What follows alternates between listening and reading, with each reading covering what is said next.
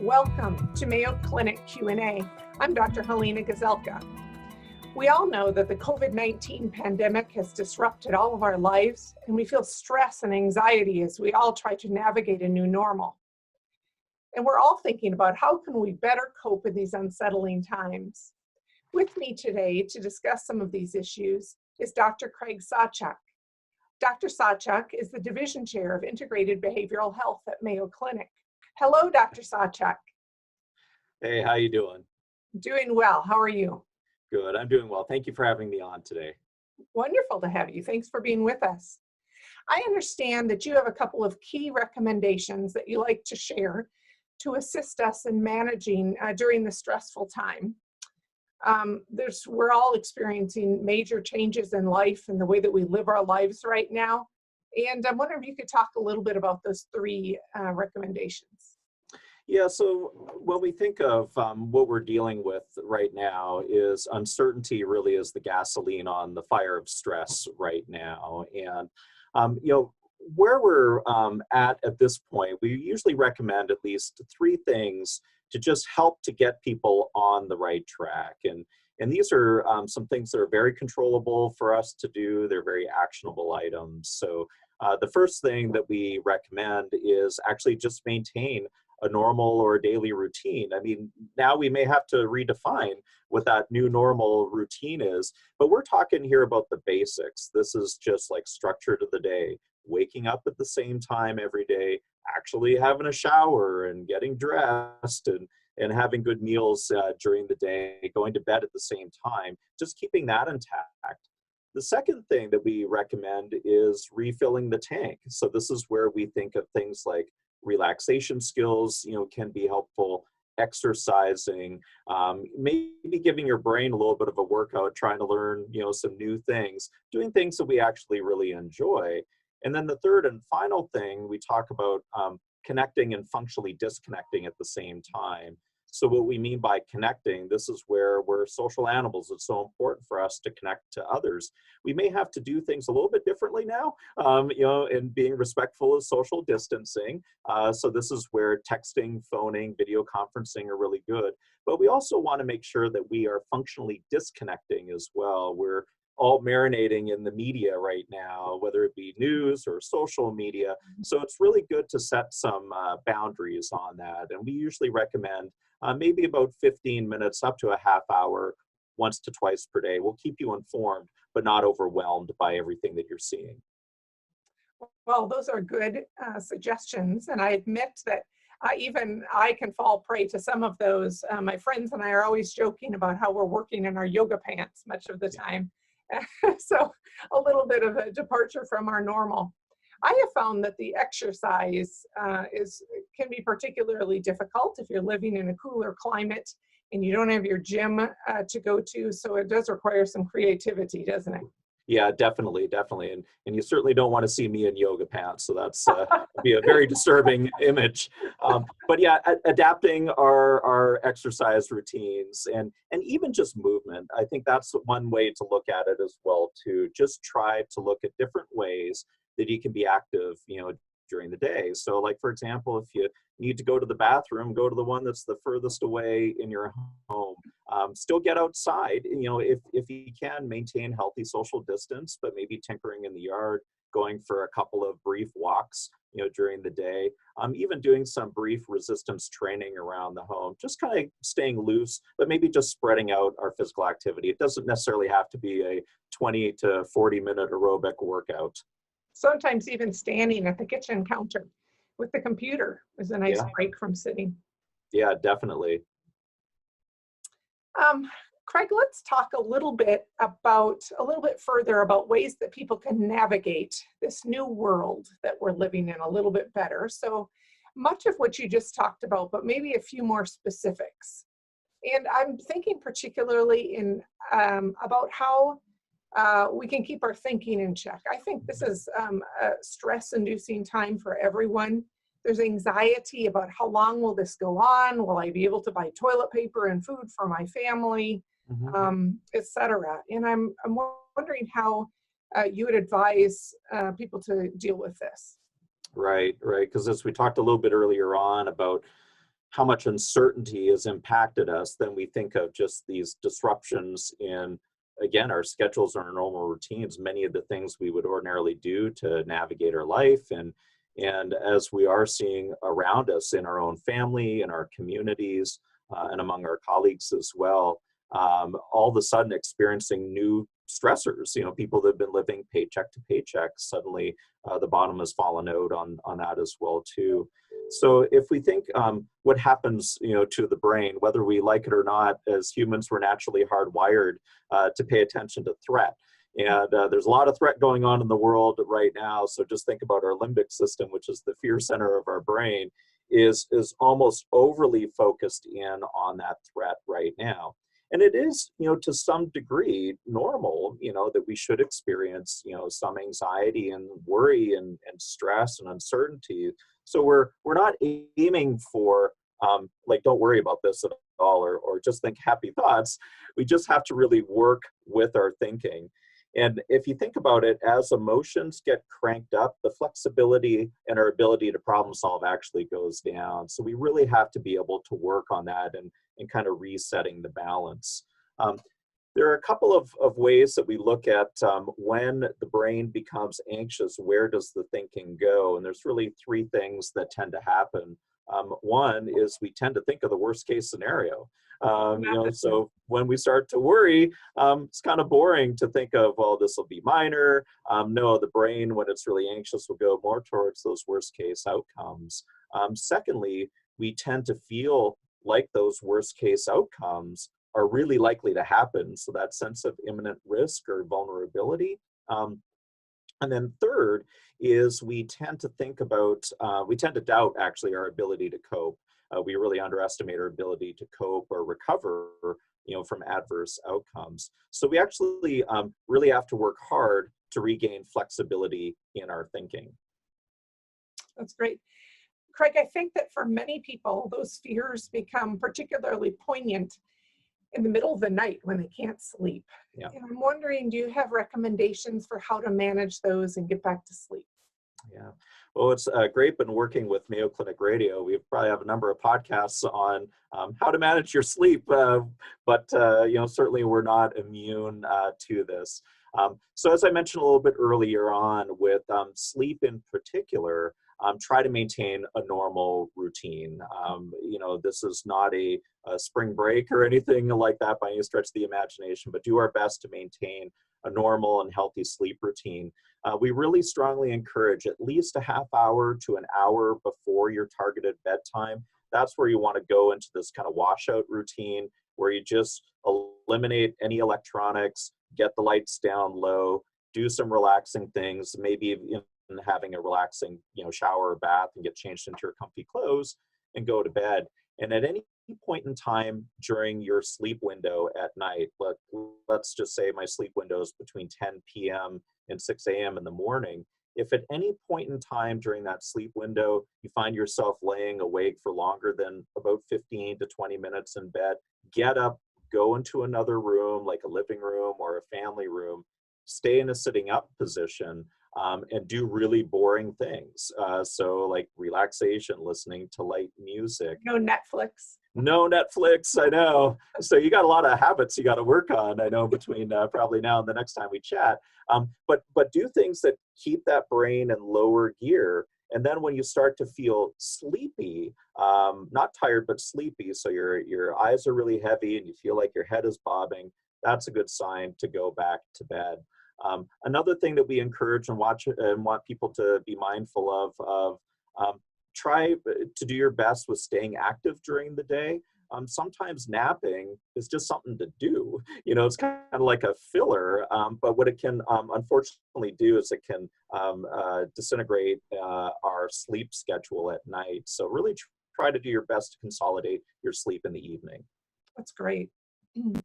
I've found, this is a personal anecdote, and I'm not sure there's any science behind it whatsoever, but that when I'm particularly stressed about something or worried about something, sometimes one of the best things I can do is just take a minute to do something kind for someone else. Yeah. And I think there's a lot about spreading kindness during this that's important.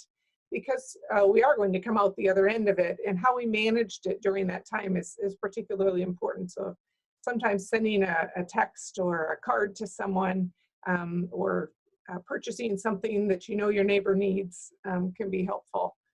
Well, Um, that is scientific. well, So that's you're good. staying within some practice guidelines, and let's, none of us want bad things to happen, without a doubt, and especially when you see times of crises that we're in currently now, but also what we've seen historically. Two silver linings come out of this. One, we just see significant innovations in practice, not only in medicine, but in business and what we're seeing in schools right now. So we oftentimes see tremendous innovations.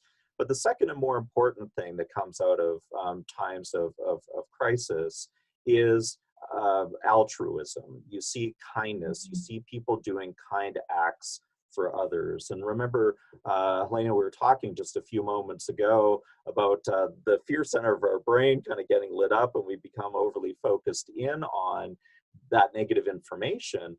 Those examples that you just gave, doing acts of kindness, reaching out to people, sending a note or a card, very deliberately focusing in on things that we're grateful for, it helps to balance out our thinking a little bit more. And again, it doesn't make us aloof to the problems that are going on in the world. We just have to work harder to balance out our thinking, and that really does have a good impact on our brain and in turn on our health. So those are really, really good things, and very, very important during this time. I liked what you said about being grateful. I have a colleague who told me that she's keeping a gratefulness list, and she adds to it every day. And I thought that was a great technique.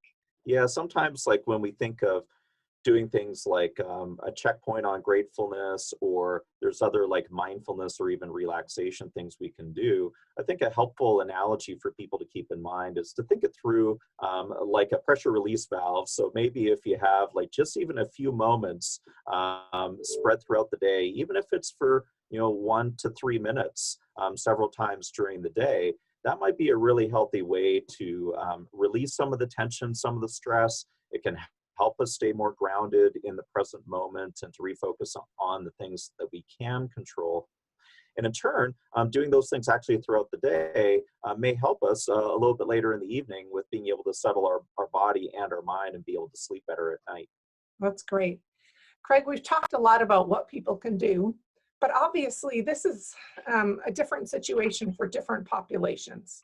We have kids who are out of school and maybe anxious about what they understand and what they don't understand. Older adults in particular may be isolated during this time. And I'm wondering, could you speak a little bit to special populations and how they might manage this differently? Yeah, I think let's talk about three populations. So the first one we'll talk about are parents and caregivers right now.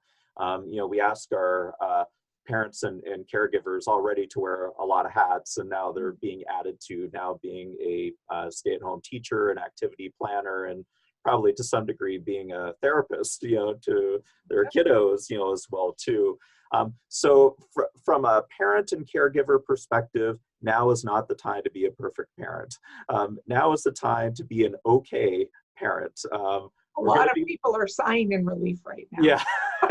So they get their blessing, for that, just being an okay parent, because there's going to be flexibility in schedules. It's actually really, really good to have solid routines, in place with kids, but also having some flexibility. And I'll a little bit later, I'll talk about a resource that will be good for parents, to go to.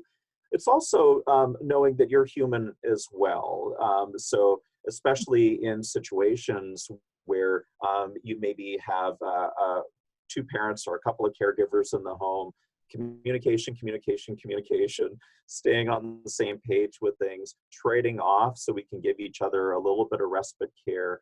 And in some of those homes where maybe it's a single parent or a single caregiver, do look for those tiny little pockets, and they may not last very long, but find those little pockets where you can kind of decompress a little bit so that you can be more present, whether it be for your children or maybe an ill relative that you're caregiving for. So caregivers and parents is one population. Secondly, we do think of our kiddos as well too. And we really want the kids to lead the way in terms of letting us know what they know, and also maybe telling us what they want to know, as well. So we want to let them lead, and really it's important for us. Kids will look at the caregivers. So if we can kind of maintain, calm and concern at the same time, that's just a very helpful starting point. So it's important to acknowledge their fears. It's important to acknowledge their worries as well too, but also try to shift that towards, and these are the things that we can do together to protect ourselves. Or just because other people are getting sick, that doesn't necessarily mean that's going to happen to us as well too. So try to find those ways to connect with our kids, chat with our kids at the level that makes sense for them, and checking in with them, making that maybe even a routine check-in point during the day. Just like how we were talking about a little bit earlier on, you want to limit their exposure to the media, as well too. So also as a parent, we got to watch out what's going on in the background when our kids are, around us. Third and final population that you had mentioned, Elena, is also our elderly populations.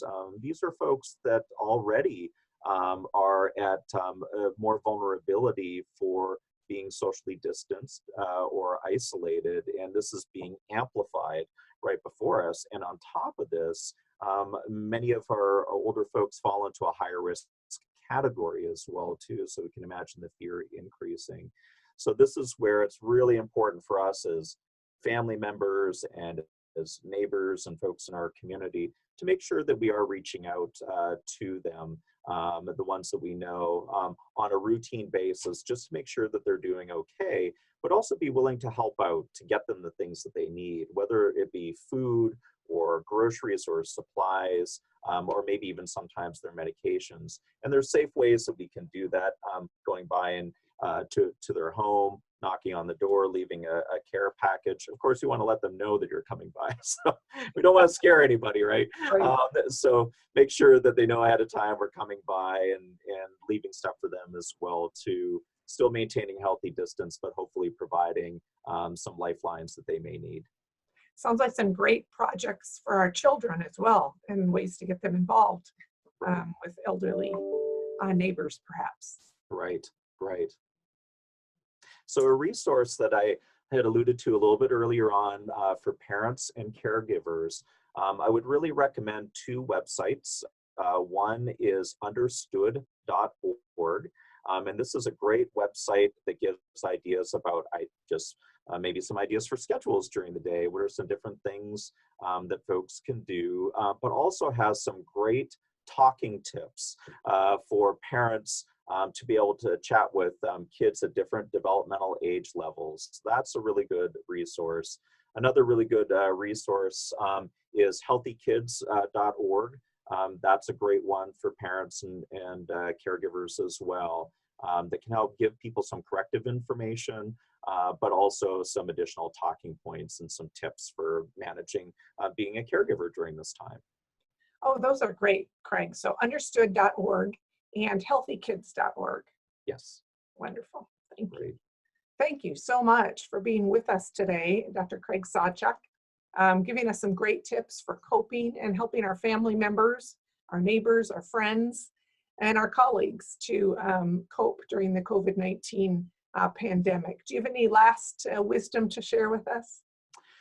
Well, again, we'll come back to a comment that we made earlier on, is that there's a lot of altruism out there. We just want to remind people that the outcome is resilience. We will all get to the other side of this. It may not be graceful, and we may not exactly know how we're going to get there, but that's where things will end up. We will get to the other side of this, and we will get to a better place with this.